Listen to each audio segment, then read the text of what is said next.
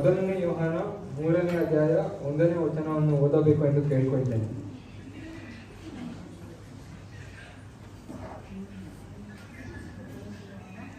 ಮೊದಲನೇ ಯೋಹಾನ 3ನೇ ಅಧ್ಯಾಯ 1ನೇ ವಚನ.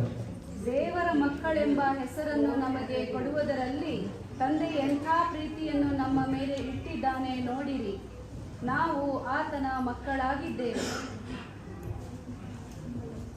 ಆರೋನ್, ಇದು ಓದಾದ್ಮೇಲೆ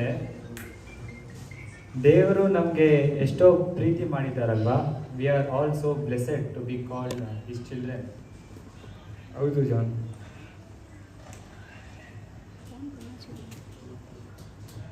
ಹಾಗೆ ಯಾರಾದರೂ ಲೂಕ 2ನೇ ಅಧ್ಯಾಯ 4 ಮತ್ತು 5ನೇ ವಚನವನ್ನು ಓದಬೇಕೆಂದು ಕೇಳಿಕೊಳ್ತೇನೆ. ಲೂಕ 2, 4 ಮತ್ತು 5.